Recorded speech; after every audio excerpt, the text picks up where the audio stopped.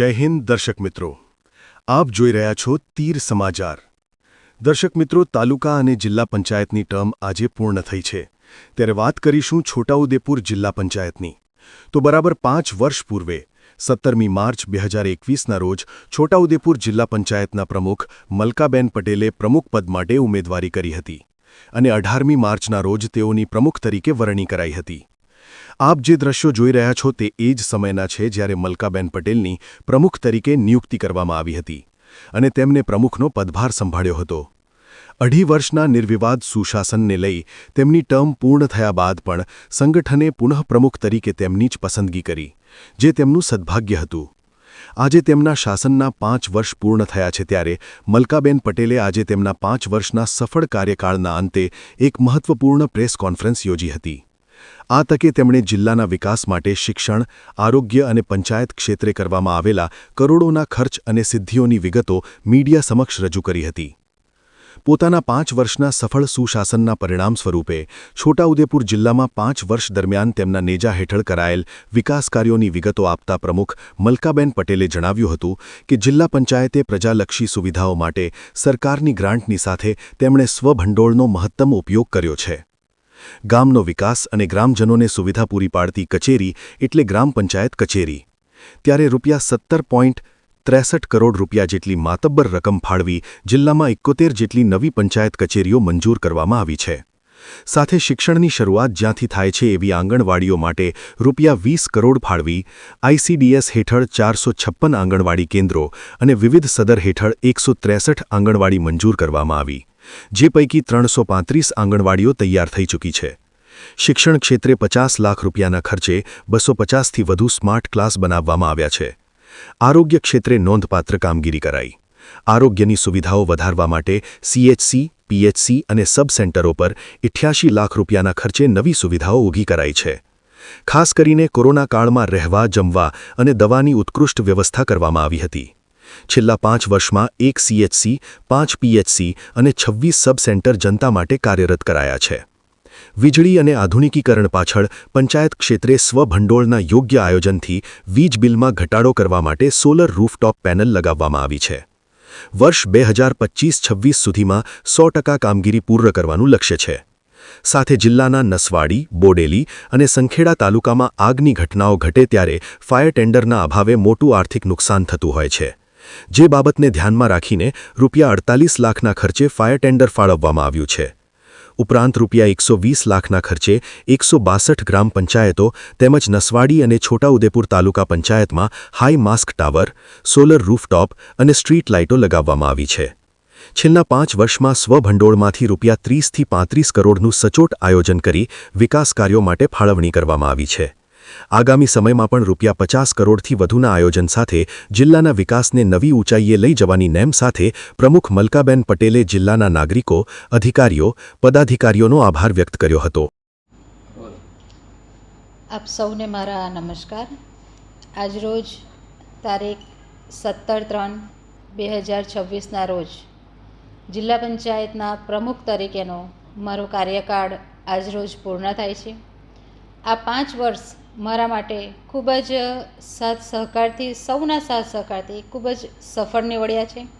તો આજના આ દિવસે હું સૌ જિલ્લાવાસીઓનો, તમામ અધિકારીશ્રીઓ, તમામ પદાધિકારીશ્રીઓ, સંગઠન, છોટાઉદેપુર જિલ્લાના મારા તમામ કાર્યકર્તાશ્રીઓ, વડીલો, ભાઈઓ, બહેનો, નાના બાળકો તમામનો આ તબક્કે હું ખૂબ ખૂબ આભાર વ્યક્ત કરું છું કે જેમને મારા આ સફળતાના 5 વર્ષ દરમિયાન તમામ લોકોએ મને ખૂબ જ સાથ અને સહકાર, માન અને સન્માન આપ્યું છે। તે બદલ સૌનો ખૂબ ખૂબ આભાર વ્યક્ત કરું છું। છોટાઉદેપુર જિલ્લા પંચાયતના પ્રમુખ તરીકે આજે મારી જ્યારે 5 વર્ષ પૂર્ણ થાય છે, ત્યારે આ 5 વર્ષ દરમિયાન જે મેં સફળતાના અને જે ખૂટતી કડીના કામ કર્યા છે એ કામની ટૂંકી વિગત હું સૌ જિલ્લાવાસીઓને આપવા માગું છું। તો છોટાઉદેપુર જિલ્લાની અંદર જ્યારે અમે બેઠા 17/3/2021ના રોજ જ્યારે મારે જિલ્લા પંચાયતના પ્રમુખ તરીકે હું 18 તારીખે મારો કાર્યભાર સંભાળ્યો અને એ દિવસે જ્યારે શપથ લીધી કે છોટાઉદેપુર જિલ્લાની અંદર જે પણ ખૂટતા કામ હશે એ ખૂટતા કામને પૂર્ણ કરવાની હું પૂરેપૂરી તક આપીશ અને કામ કરવા માટે પ્રયત્નશીલ રહીશ। તો છોટાઉદેપુર જિલ્લા પંચાયતના પ્રમુખ તરીકેના કાર્યભાર સંભાળ્યા બાદ છોટાઉદેપુર જિલ્લાની અંદર વિવિધ ક્ષેત્રની અંદર જે કામ બાકી હતા કે આરોગ્ય ક્ષેત્રે, તો આરોગ્ય ક્ષેત્રે અમુક અંતરિયાળ વિસ્તારની અંદર જ્યાં એમ્બ્યુલન્સની જરૂરિયાત હતી ત્યાં એમ્બ્યુલન્સ ફાળવવાનું કામગીરી કરી છે.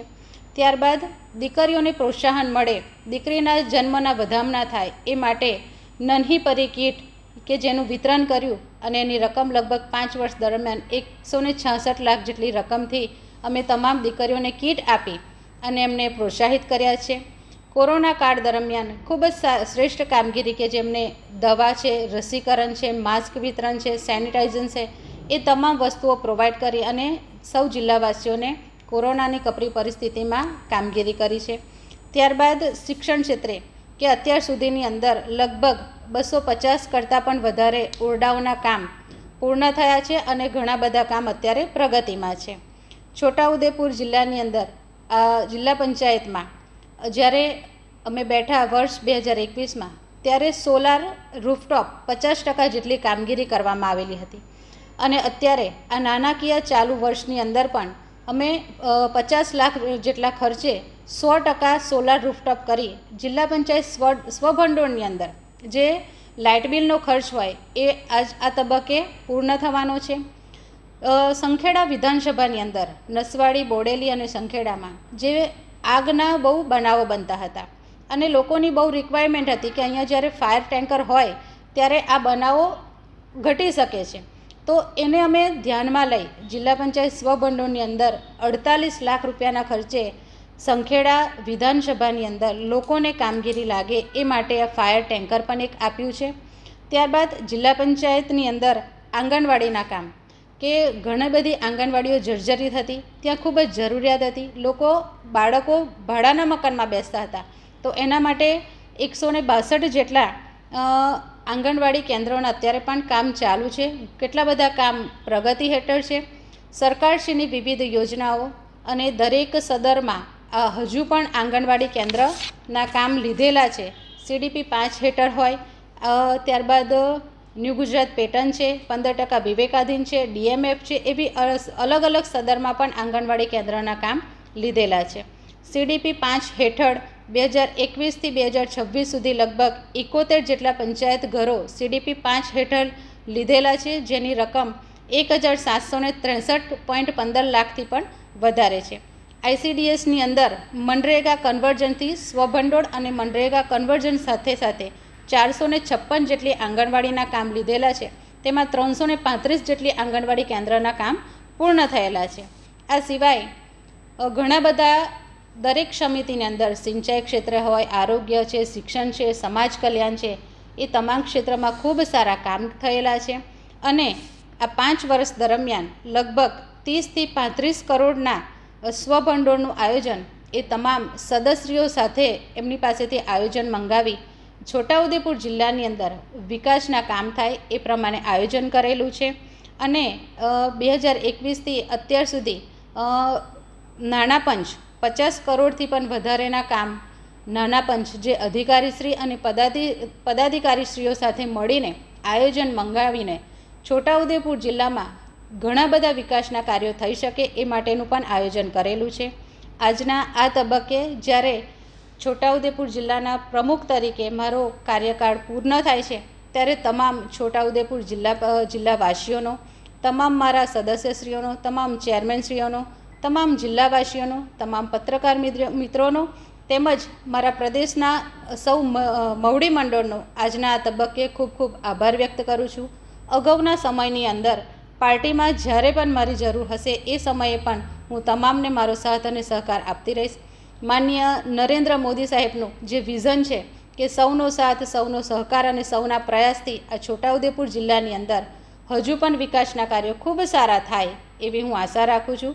અસ્તુ ભારત માતા કી જય. છોટાઉદેપુર સહિત રાજ્ય, દેશ અને દુનિયાના સમાચાર જોવા માટે સબસ્ક્રાઇબ કરો તીર સમાચાર અને બેલ આઇકોન જરૂર દબાવો.